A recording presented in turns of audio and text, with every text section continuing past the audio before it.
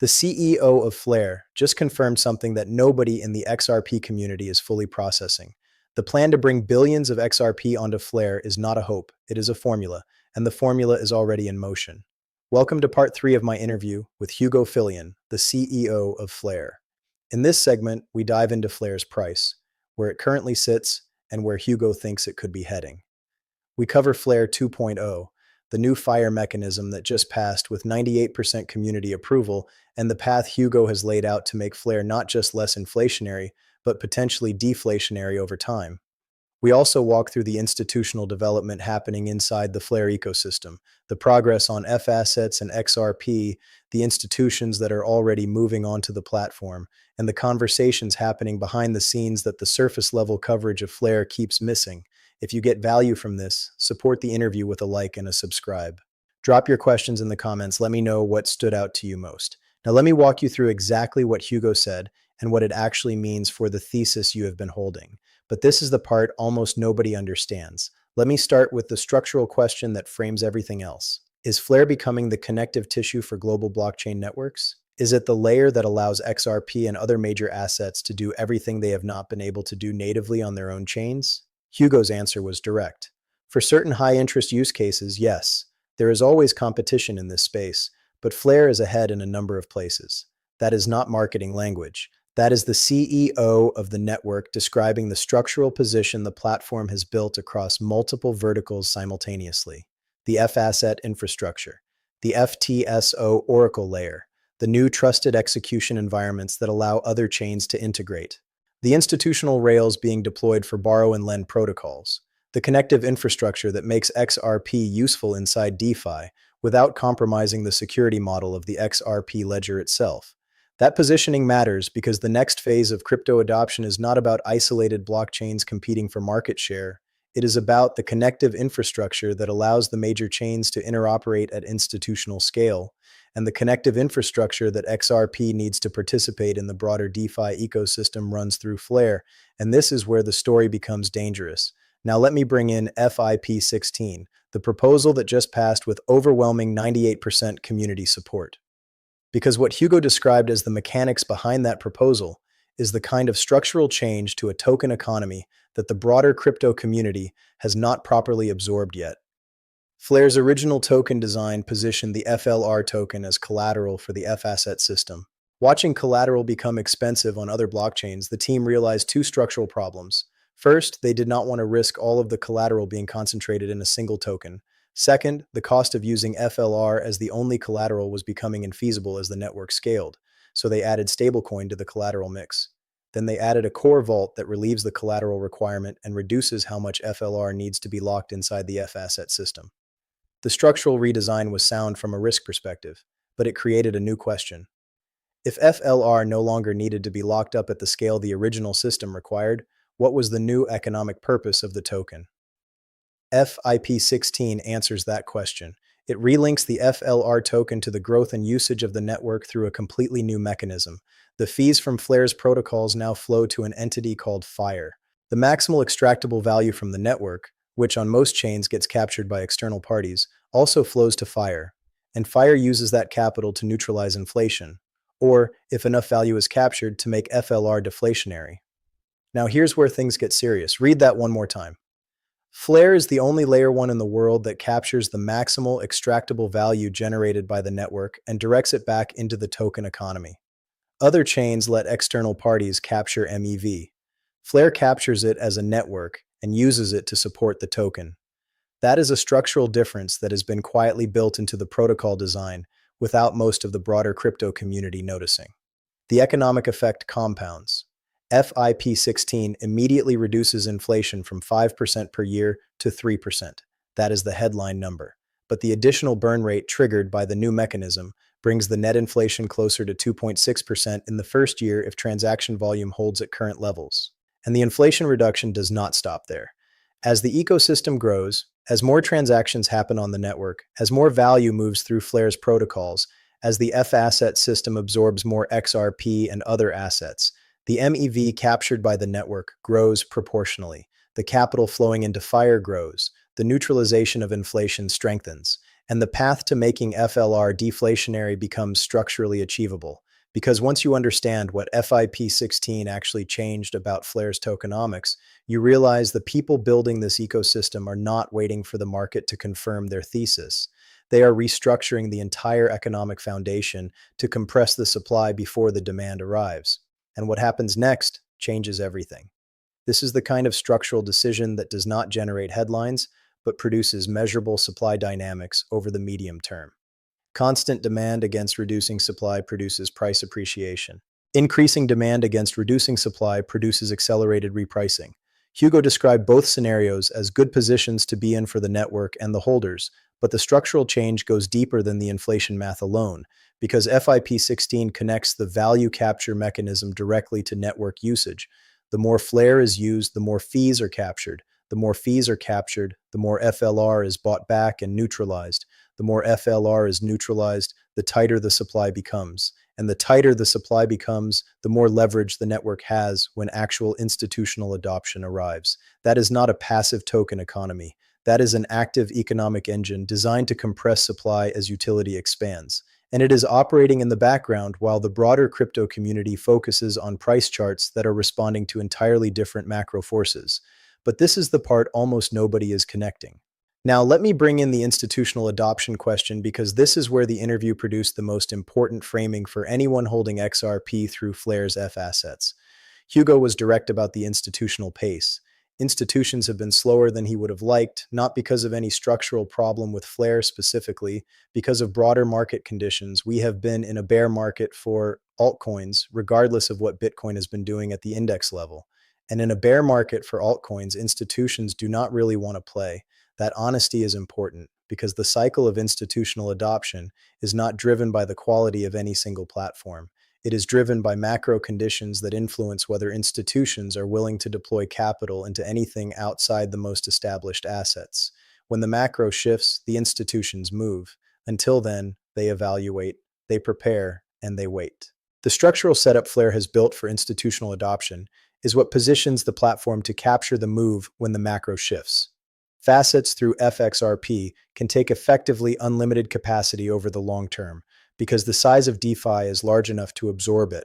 Borrow and lend through similar protocols can take effectively unlimited XRP. Those are the two truly sizable capacity protocols designed to absorb institutional flows when they arrive. Now here's where things get serious for the institutional pipeline. The work Hugo described as ongoing is sourcing more stables for the borrow and lend system. That is the kind of infrastructure work that does not produce headlines but builds the foundation for the institutional flows that arrive when the macro confirms.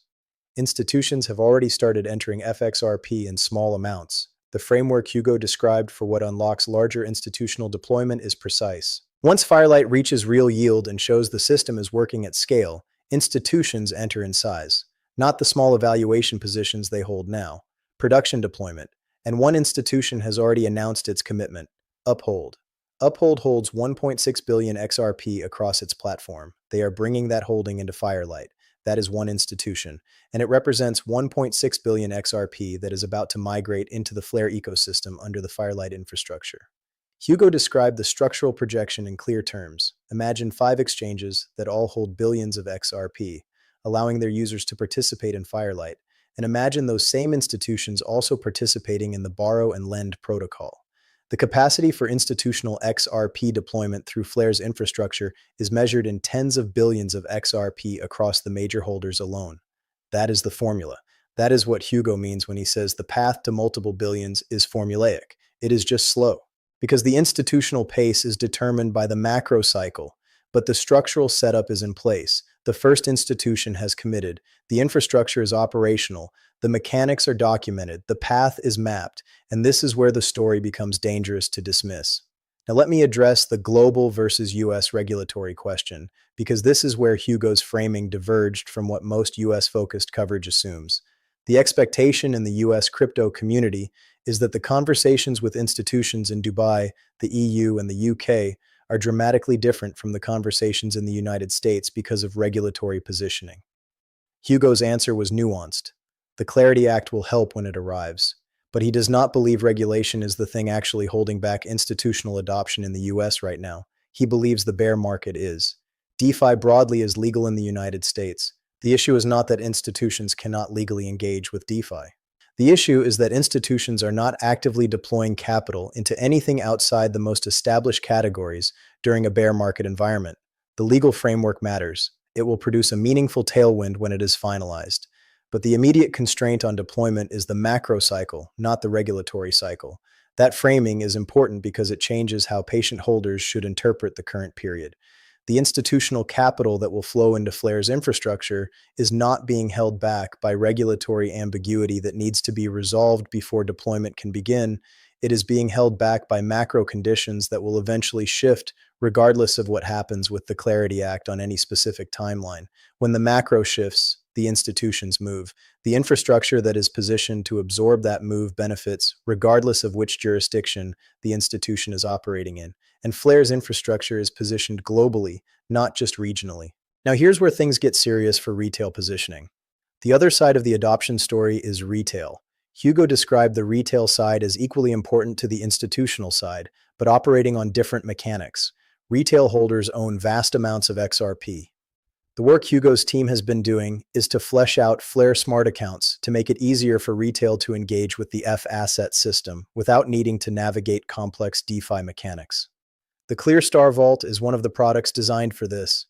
Hugo described one more vault definitely launching this year, and potentially 2 or 3 more, each designed for different types of risk exposure.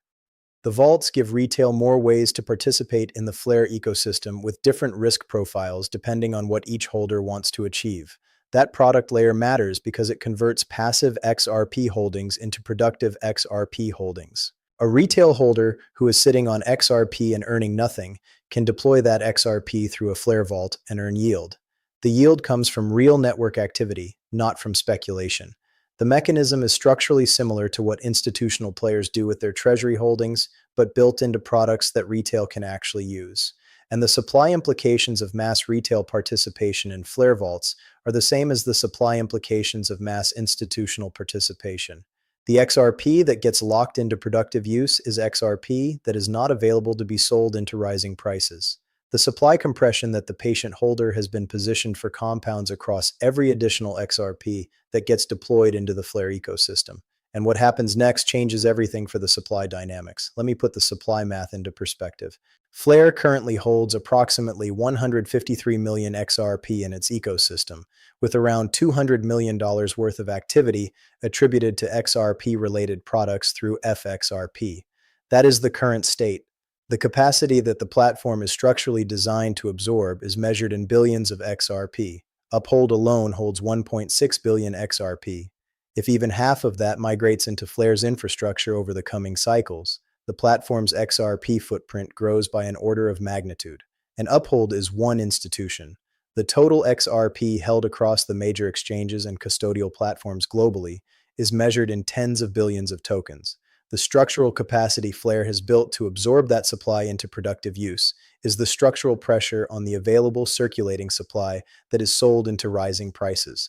This is the supply compression mechanism that operates underneath the macro story. The macro determines the timing of institutional flows. The Flare infrastructure determines how much of those flows get locked into productive use rather than remaining available for sale. And the lockup of XRP into productive use is what amplifies the price impact of every dollar of demand that arrives during the next phase of the cycle. But this is the part almost nobody is sitting with. Now let me bring in the Bitcoin and other asset roadmap because Hugo confirmed something important about what comes next for the Flare ecosystem. The other assets are going to be brought on through Flare 2.0 using the trusted execution environments the team has been building. The TES are the infrastructure that allows other chains to integrate with Flare's protocols while maintaining their native security properties. Bitcoin is next. After Bitcoin, Doge is also on the roadmap given the cross-pollination between the Doge community and the Flare ecosystem. Hugo declined to commit to a specific timeline for the Bitcoin integration. His honest framing was that he knows when he wants it to come and he knows when the team thinks it will come. But he has learned that confident timeline predictions get hit around the head by reality. So he is positive about when Bitcoin will arrive, but is keeping the specific date private until the team is confident in delivery. That is the right approach, because every prior cycle of crypto development has produced premature timeline commitments that the community treated as promises and then punished when they slipped. Hugo is structurally avoiding that pattern by being honest about the uncertainty while confirming the direction. What matters is not the exact week Bitcoin arrives on Flare. What matters is that the infrastructure for it is being built, the trusted execution environments are operational, and the path to bringing Bitcoin into the Flare ecosystem alongside XRP is documented and advancing. And this is where the story becomes dangerous to underestimate. When you put XRP and Bitcoin together inside the same DeFi infrastructure, you produce a structural product that the broader crypto ecosystem currently does not have at scale. A platform that can absorb XRP, Bitcoin, and eventually other major assets into productive use through native protocols, with the supply compression mechanism described in FIP16, with the institutional rails being built for Firelight and the borrow and lend system, and with the retail product layer being deployed through ClearStar and additional vaults. The total addressable market for that platform is not a niche corner of DeFi. It is the connective infrastructure for the major blockchain economies that the institutional world is going to use to deploy capital at scale during the next cycle. Most platforms operating in the DeFi space today are positioned around specific assets and specific use cases. Flare is positioned as the multi-asset network that connects the largest blockchain communities through a unified economic and security model. That positioning becomes more valuable as the broader market matures, not less. Now here's where things get serious for the price question. Hugo addressed the price question with the kind of honesty that founders rarely deliver publicly. He acknowledged that all assets are correlated in this market. It is very hard for any asset to completely decouple from the broader cycle. There is always going to be a beta to the market. The macro conditions affect everything, including Flare. But within that constraint, the structural improvements Flare is making to its own tokenomics, the inflation reduction from 5% to 3%, the additional burn mechanism, the FIRE entity that captures fees and MEV, the path to deflationary supply, create a structural floor for the asset that is being engineered independently of the macro cycle. When the macro shifts and beta reverses, the assets with the strongest structural foundations benefit most. Reducing supply against constant demand produces appreciation. Reducing supply against increasing demand produces accelerated appreciation. Both scenarios are good positions to be in. The question is, which scenario actually develops over the coming cycles? The institutional adoption mechanics that Hugo described determine the demand side. The FIP16 mechanics determine the supply side. Both sides are moving in directions that favor the patient holder, and the timing of when those dynamics produce visible price impact is determined by macro conditions that are outside any single platform's control. And what happens next changes everything for the next cycle. Bear markets end. Hugo's framing was that bear markets come to an end sooner or later, and he believes Flare will be thoroughly prepared for the end of the current bear market by the time it arrives. The structural infrastructure being built right now is the foundation that gets deployed when the macro shift happens, not the infrastructure that gets built in response to the macro shift. That distinction matters for any holder watching this video. The work Flare is doing right now does not produce visible price impact during the current macro environment. It produces visible price impact when the macro environment changes and the structural setup that was built during the bear becomes the operational foundation that absorbs the capital flowing back into risk assets. The patient holder who is positioned through the current period is not holding through nothing. They are holding through the construction phase of the next cycle's infrastructure. The chart looks quiet. The platform is anything but quiet. The roadmap is advancing. The institutional commitments are landing. The product layer is being built. The tokenomics are being restructured to compress supply. The trusted execution environments are being deployed for the multi-asset future. All of that is happening while the daily candle close gets the attention of the broader community. The structural picture is being assembled while the surface picture absorbs the macro pressure. But this is the part almost nobody is internalizing. Hugo's summary of where Flare actually sits today is worth quoting in the spirit of the interview, even paraphrased. Flare is a multi-asset network with extraordinary capabilities. It adds significant functionality to the networks it works with, and the primary network it works with is the XRP ledger. That positioning is the structural read on what Flare actually is. It is not a competitor to XRP. It is not a substitute for XRP. It is the connective infrastructure that makes XRP useful inside the broader DeFi ecosystem without compromising the security or settlement properties of the underlying XRP ledger. It extends the use cases for XRP holders. It opens institutional engagement channels that the native XRP ledger does not currently support. and it produces the supply compression dynamics that benefit XRP holders as more of their holdings get deployed into productive use inside the Flare ecosystem. The relationship is symbiotic. Flare benefits from the institutional and retail XRP that flows through its infrastructure. XRP holders benefit from the yield, the products, and the new use cases that Flare's infrastructure unlocks. And both communities benefit from the supply compression that operates across the combined ecosystem. And this is where the story becomes dangerous to oversimplify. If you have been holding XRP through the current consolidation phase, the Flare ecosystem is the structural extension of your position that you may not yet be fully utilizing. The vaults give you yield. The F-asset system gives you DeFi exposure without leaving the XRP economic universe. The Firelight system is bringing institutional capital into the same infrastructure that retail can access. The borrow and lend protocols give you productive use cases for XRP that the native ledger cannot support at this scale. This is not financial advice. I am not telling you to deploy specific amounts into specific products. I am telling you that the infrastructure exists. The CEO of the platform just walked you through the mechanics in detail. The institutional commitments are landing. The retail product layer is being built, and the patient holder who understands what is being assembled is positioned to benefit from the supply dynamics as more of the XRP held across the global ecosystem migrates into productive use through Flare. Now here's where things get serious for the final framing. The institutional pace is slower than Hugo would have liked. The bear market for altcoins has constrained the speed of deployment that the team and the community wanted to see. But the path to multiple billions of XRP on Flare is formulaic. Hugo said it directly. We know the path. We are working on it. It is just slow. Slow is not failure. Slow is the price of building infrastructure that has to be operational when the macro confirms. The teams that rush during the bear get punished during the bull because their infrastructure is not ready when the capital actually arrives. The teams that build patiently during the bear get rewarded during the bull because their infrastructure absorbs the flows that other platforms cannot handle. Flare is building patiently. The CEO is being honest about the timeline. The community supported FIP16 with 98% approval because the community understands what the structural redesign actually does. The first institutional commitment from Uphold confirms the model. The roadmap to Bitcoin and other assets is documented. The trusted execution environments are being deployed. The supply compression mechanism is operating in real time.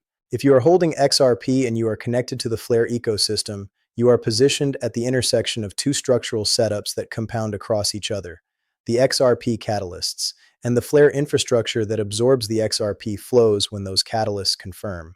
The combination is not visible on either chart in isolation. It is visible in the structural picture that the patient holder has been positioning for since the consolidation began. And this is where the story becomes dangerous to ignore. I want to close with this. Bear markets are the period when the people who actually build show what they are building.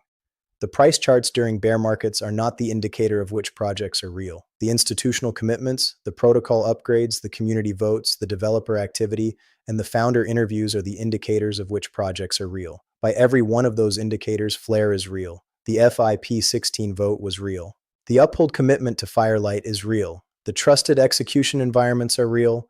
The Bitcoin and other asset roadmap is real. The CEO's willingness to address the price question honestly is real. And the structural positioning at the intersection of XRP, Bitcoin, and the multi-asset DeFi future is real. The patient holder who is reading this picture correctly is positioned for the moment when the structural reality becomes the surface reality. The chart will reflect what has been built. The institutional flows will arrive through the infrastructure that has been deployed. The supply compression will produce the price impact that the mathematics described. Formulas don't need bull markets to work. They just need time. And the people who understood the formula before the market did are the only ones who will look back on this period and recognize it for what it actually was. If you found value in this breakdown of part 3 of the Hugo Fillion interview, hit the like button, subscribe to the channel, leave a comment with what stood out to you most. Drop any questions you have for Hugo in the comments, and the next time we get him on, we can ask those questions on your behalf. Share this with someone in the XRP community who is not yet connected to what is happening inside the Flare ecosystem. The structural picture is bigger than any single platform, but the platforms that are positioned at the intersection of the major chains are the ones that benefit most when the next cycle arrives. Flare is one of those platforms. XRP is one of those chains, and the convergence is what the patient holder has been positioned for. Thank you for watching. I will see you in the next one.